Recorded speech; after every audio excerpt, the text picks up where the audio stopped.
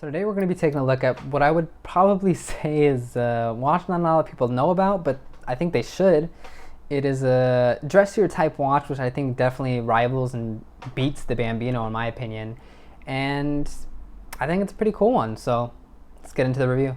We have a 39 millimeter diameter, 46 millimeters lug to lug, just under 12.5 thick, and we have a lug width of 20 millimeters. So based just off the dimensions, it's going to be a pretty nice wearing watch, not too thick. We do have a domed crystal, as you can see there. Pretty nice constrained lug to lug length, and under 40, which is nice. Some other specifications, we have a Miyota, what I assume is the Miyota 8215 movement in there. Pretty much a baseline Miyota, nice quote-unquote workhorse.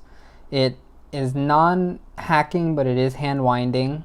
You get what I assume to be an acrylic crystal. They don't really tell you, but based off of kind of just banging and hearing the sound of mineral versus acrylic, I'm going to assume this is acrylic. So there is no stated water resistance on these models. I'm going to assume in the 30 to 50 meter range. Don't take it swimming. It doesn't have a screw down crown, and it is a dress watch. And we're going to have around a 17 seconds fast accuracy per day on my particular model. And these retail around the $200 mark. You can only find them on Macy's. An exclusive model limited to Macy's themselves. Getting into this dial, and I do think this is one of basically the coolest points about this watch. I bought mine for about $180, and for that amount of money, you're getting a pretty nicely done, nicely designed, nicely thought out dial.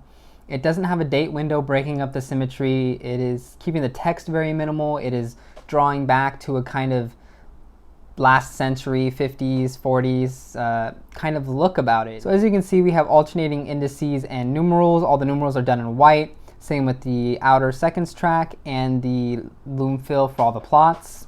Keeps a nice coherence with the dial, a nice almost monochromatic kind of look, because you just got blue, you got silver, and you got white, and that's all that's on the dial. Nice Bulova and self-winding text. The self-winding is a nice kind of little callback to more vintage watches. It's not a phrase you really see nowadays, but it was a more common phrase back in the 50s, 60s. So it is cool to see that there. A nice little touch that they're adding onto the watch. You can see it kind of has these pseudo sword-ish style hands, a little more rounded, a little less thick, but very nice shape to them. I have seen these in older Bulova models. Something they are definitely bringing along from their design catalog. And overall, we just have a very simple dial. Everything you need, nothing you don't, just 3 hands, tells the time. It does have the lume, so most dress watches, especially at this price point, aren't going to have lume, or at least well done lume, and this has a fair amount of lume on it. Really nice sunbursty type blue dial. It stays in this really dark coloration most of the time, but as you can see, we get hints of that light blue here and then. Really, really nice touch. Taking a closer look, we really can see how nicely done that dial is. It really is this really dark and textured blue, which definitely changes with any amount of light that's gone on it. I mean, in some lights, you almost get this very, very dark purple coloration going into this nice, vibrant blue and almost to black at some certain lighting situations. So it really is a dynamic, cool dial. Of course, not everything's perfect. You do see there's like spots on the dial there where there's a little bit of inconsistencies, a little bit of unfinished portions, maybe even holes in the dial or the holes in the texture. It is somewhere in the $200 range of a watch, so I don't expect the world of it. Overall, the text on the dial looks pretty nice. The framing isn't done too shabbily on those numerals. The markers themselves are not perfect, but they are very reflective.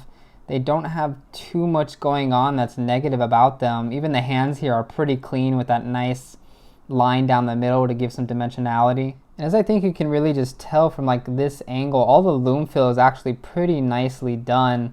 There's no real large spots missing. It's pretty even. And overall, I think they just did a really good job in execution of this dial. All the elements are pretty nicely done.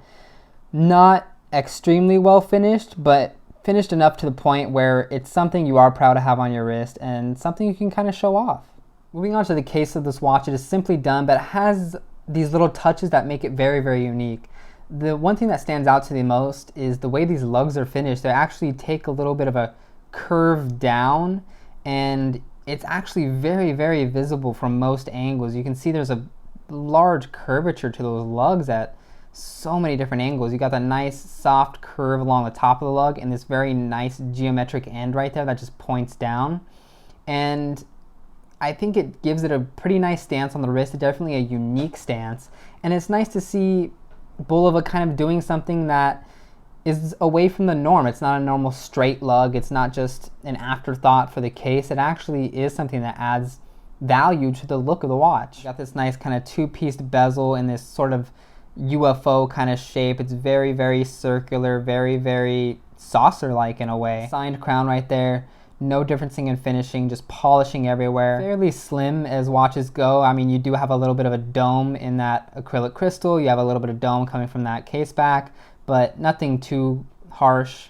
As you can see, we have a see-through case back. I mean, looking at an undecorated Miyota isn't the most beautiful thing in the world, but at least you do get to see the beating heart inside the watch. And as you can see there, it is perfectly circular. It just has so many circular touches to the watch. Again, even the lugs have this slight circular nature to them with the curve right there, but you do get these nice kind of interjections of hard cuts which kind of just add to the flair of the watch. You get the nice end turn down at the lug right there. You get the nice turn up, I guess you could say, of the lug at the very beginning. And it is really nice because the lug ends actually do come slightly below the case back, so you know this is going to be a pretty well wearing watch. So speaking of how this watch wears, earlier I was wearing my Vario Empire, and here we have the Bulova on my 6.5 inch wrist, and I think it does wear really, really well. It is not by any means too large. The nice contained lug to lug width kind of just keeps it within the bounds of your wrist very nicely.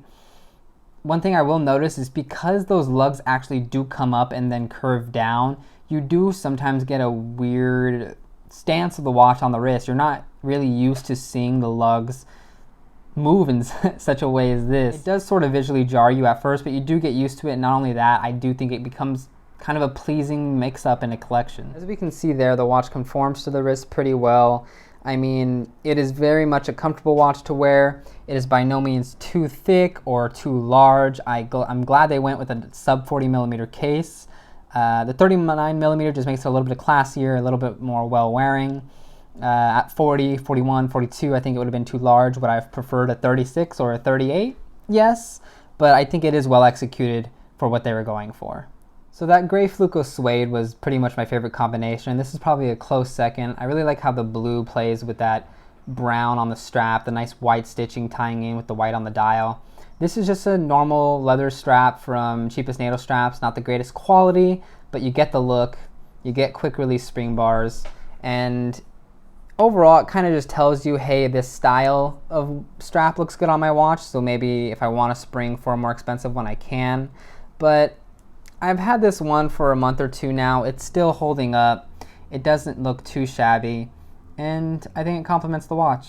One of my favorite ways of dressing down dressier watches is basically using a pearl-on. I feel like it's kind of the perfect balance between dressy and casual with the little texture that the actual weave brings, the nice colors and patterns you can get with some pearl-on straps. This is, I believe, called the linen melange strap from Crown & Buckle. One of my favorite straps. Pretty much matches most watches. And as you can just see there, I think it goes with the blue really well. It definitely dresses it down, makes it a little bit more casual, and it's really, really comfortable. And following along that same kind of design aesthetic, this is kind of the Twill NATO from Vario, I believe. So it's gonna have this nice texture to it, a black and blue pattern, which is adds just enough color but makes it still a little bit understated, allows the watch itself to shine. And as you can see, doesn't really scream any I'm here, look at me, look how cool I am. It just complements the watch nicely and allows the watch to shine. Looking at the lume, you can actually see it's pretty decently applied here. Nothing that's mind-blowing, but the fact that they got so many elements that were actually loomed, it would have been nice to see a little bit of secondhand lume, but not necessary. It's really cool that they did the indices, they did the little pips at the end of the indices, they did the hands themselves. So you get quite a lot of legibility on this lume signature. Does it last forever? No. Is it well applied? Not amazingly, but it's there. It'll last for a little bit, and why not? Comparing to the Timex, we can see right off the bat, Timex is a lot brighter. The color temperature is a little bluer. This is more of a super luminova green on the Bulova. But, I mean, they did lume a good amount to the dial. It's not going to last forever. It won't be your take to bed watch and it'll still be working at 5 a.m. in the morning. But at least it wasn't a complete afterthought, and they did lume a lot of the elements. So pros and cons, I think there's a lot going for this watch. The vintage styling, they really hit home on. They did well. They didn't include anything they didn't need to on the dial. They didn't include a date window just for the sake of having a date, and that would have ruined the simplicity and basically the symmetry of the watch as well. So I'm glad the dial is as well executed as it is. The sizing is also pretty good at 39 millimeters. Definitely a crowd pleaser size. The relatively short lug to lug is also going to help it wear fairly well on small wrists. And I think they just kind of almost nailed the color. It looks great. It's really dynamic. It's blue, it's purple, it's black. And it's something that'll keep you interested. Are there cons? Yeah. They got the ghost date wheel position, which is definitely a more nitpicky point, but it's there and something that can be improved upon. Other than that, it also has an acrylic crystal. Is it nice because it adds to the vintage vibe? Yes. Will it get scratched? Also probably yes. So you're going to need a tube of poly watch. It's not hard to do, but some people might not like that commitment. So if you don't want your watch ever scratched, this won't be the watch for you. And overall, the movement is pretty loud. I mean, you'll move your wrist once and it'll get the rotor going for the next 1,000 years. So that is something to be aware of. That rotor will be very loud in a dead silent room. You'll hear it from time to time doing normal daily activities. But overall, the watch is pretty great value. I mean, the only other watches that really come close are the Seiko Presage line. And of course, those have a more intricate dial, but I think the 39mm size here is a little better than the 40 on that one. And it also comes in at a cheaper price point. There aren't a lot of dress watches in the sub $1,000, sub $500 category, and this is definitely a great contender for being a dress watch in your collection. I had friends who've personally bought this watch and they're loving it, so I don't think you'll be disappointed. It's a great watch. Hope you enjoyed the video.